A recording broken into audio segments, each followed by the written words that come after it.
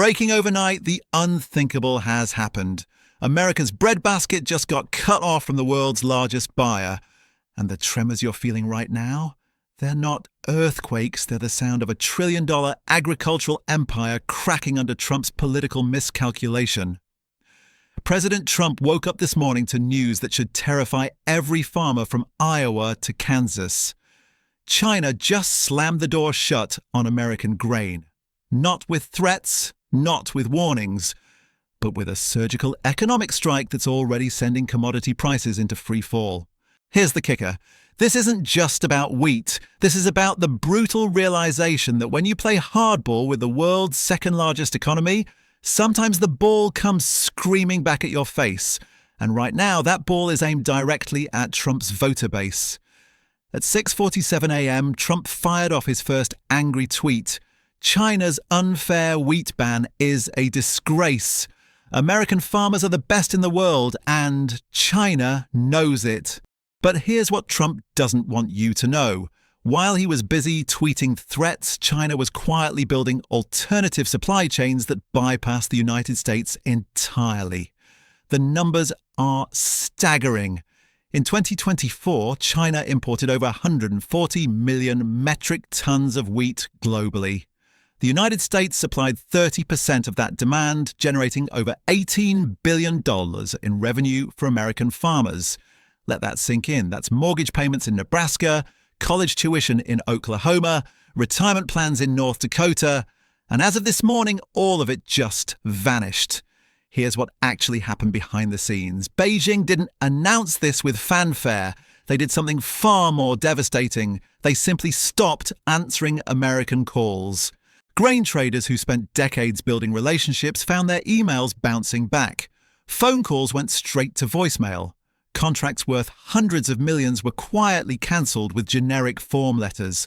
This wasn't retaliation. This was erasure. China didn't just reject American wheat, they pretended it no longer existed. And the timing? Absolutely brutal. We're heading into peak planting season. Farmers across the Midwest make critical decisions about wheat production based on Chinese contracts.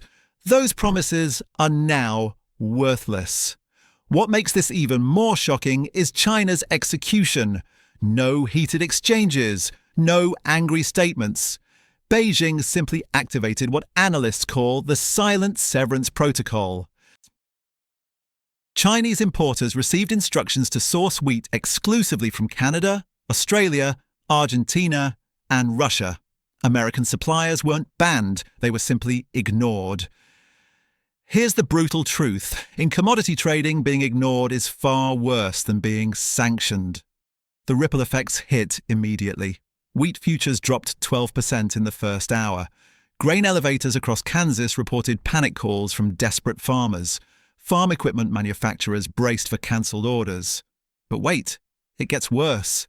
China didn't just cut off American wheat. They simultaneously announced massive new deals with competitors. Australia secured a 5-year, $22 billion contract. Canada locked in deals that will triple their exports to China. Argentina signed agreements through 2030. While American farmers watched their future disappear, their competitors celebrated the biggest agricultural windfall in history. The brutal irony? These countries aren't undercutting American wheat on price or quality. Australian wheat isn't cheaper than Kansas wheat. Canadian grain isn't superior to Nebraska grain. The difference is purely political. China chose reliability over Trump's chaos. They chose predictability over Twitter tantrums. They chose everyone except the United States. In Dodge City, Kansas, grain elevator operator Mike Patterson watched prices plummet in real time. 30 years I've been in this business. Never seen anything like this. We went from boom to bust in one morning. His facility handles grain from over 200 local farms. That inventory is now worth 40% less than yesterday. 3 states over in Iowa, fourth-generation farmer Sarah Mitchell stares at meaningless contracts. She'd committed to planting 2,000 acres based on Chinese demand. We planned our whole year around those numbers. Now we're looking at potential bankruptcy. Here's what Trump won't tell you. Finding alternative buyers isn't just difficult, it's nearly impossible. The domestic wheat market is saturated. Some European markets are locked up. The Middle East increasingly sources through Russian networks that exclude American products. China wasn't just America's biggest wheat customer. They were often the only customer capable of absorbing massive surpluses that keep American agriculture profitable. Meanwhile, in Beijing, this is being celebrated as a masterclass in economic statecraft. Chinese officials didn't need retaliatory tariffs or WTO complaints. They simply exercise their power as consumers. The customer is always right, and the customer just decided to shop elsewhere. The timing reveals strategic planning that should alarm every policymaker. This wasn't knee-jerk reaction. This was months of preparation. Alternative supply chains don't spring up overnight. Those contracts with Australia and Canada weren't negotiated in days. This was economic warfare. And the war just started. The response from Trump's team has been predictably chaotic. Early morning tweets blamed China for unfair practices and promised swift retaliation. But retaliation against what exactly? China didn't violate trade agreements. They didn't impose illegal tariffs. They simply chose to buy wheat from countries other than the United States. In Trump's own free market system, customers have the right to choose suppliers. And China just exercised that right in the most devastating way possible. Agricultural lobbyists are descending on Capitol Hill demanding intervention. But what can the government actually do? They can't force China to buy American grain. They can't undercut prices without massive taxpayer subsidies. So they can only watch helplessly as American agricultural dominance crumbles like stale bread. Here's the part that should terrify you. Sources inside commodity trading report that China's buyers have been instructed to avoid all American agricultural products indefinitely. Not just wheat, everything. Soybeans that feed China's pork industry, corn that powers livestock operations, cotton for textile manufacturing. In one coordinated move, Beijing declared American agriculture persona non grata in the world's most lucrative market. The genius of China's strategy is becoming clear. They're not just punishing American farmers, they're rewarding everyone else. Every dollar that flowed from Shanghai to Kansas now flows to Saskatchewan. China isn't just cutting off America, they're actively building up America's competitors. The psychological warfare is equally brutal. Chinese negotiators spent years convincing American farmers they were indispensable partners. Trade delegations visited Iowa, promising long-term relationships. They were wrong. What farmers thought was partnership was actually dependency, and dependency can be weaponized. In Topeka, Kansas, the state's largest grain cooperative faces its worst crisis in 40 years. President Janet Morrison called emergency meetings to discuss layoffs and closures. We built our entire strategy around Chinese demand. We invested in new facilities, hired hundreds of workers, all based on contracts that weren't worth the paper they were printed on. In Omaha, Nebraska, grain trader David Chen watched his family business collapse in real time. Prairie Gold Exports spent 15 years building Chinese relationships. 90% of their revenue came from wheat sales to China. My grandfather started this business in 1967. We survived the farm crisis, the recession, even the pandemic. But we can't survive losing our biggest customer overnight with no warning. American farmers didn't just lose a customer, they lost a customer to countries that aren't better farmers. The difference is purely political. China chose stability over Trump's volatility. Trump's failure to understand that relationships matter more than rhetoric is destroying American agriculture. But here's what's coming next. Grain prices aren't just falling, they're collapsing. Wheat that sold for $8 a bushel last month struggles to find buyers at $5. Farmers who borrowed against Chinese contracts face margin calls they can't meet. The banking crisis about to hit rural America could make the 1980s farm crisis look minor. Agricultural lenders are reviewing portfolios, identifying farmers dependent on export income. Those farmers are discovering credit lines frozen, loans called in, expansion plans terminated. Meanwhile, China celebrates their agricultural liberation initiative.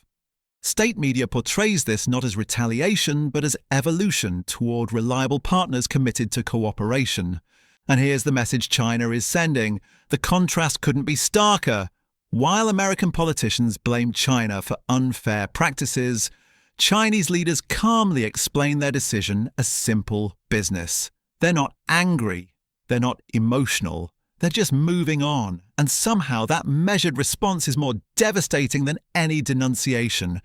What China is really saying: America has become too unreliable, too unpredictable, too chaotic to be trusted with food security. They're not punishing America out of spite. They're protecting themselves from American instability. The ripple effects are already spreading beyond farming. Rural banks face insolvency. Equipment manufacturers brace for plummeting demand. Transportation companies look at massive layoffs. Small towns are about to experience economic devastation that makes Rust Belt decline look gradual.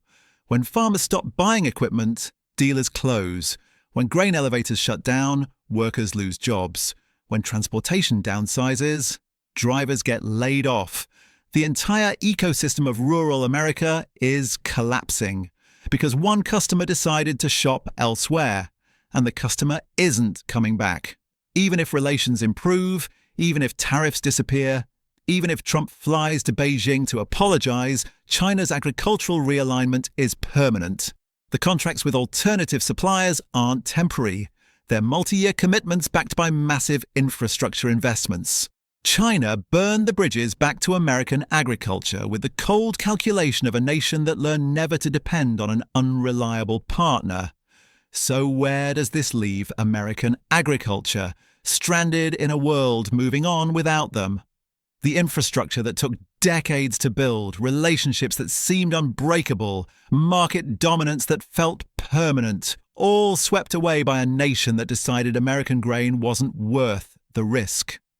The most brutal irony: China didn't need to fire a shot or impose sanctions. They simply exercised their right as consumers to choose different suppliers.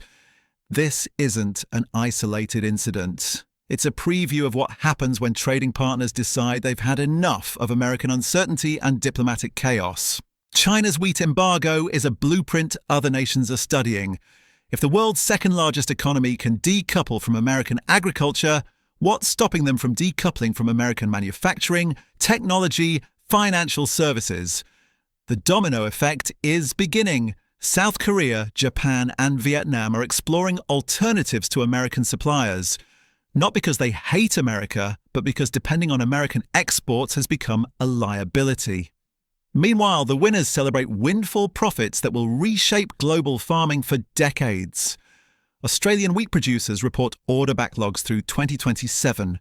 Canadian cooperatives announce expansion plans doubling export capacity.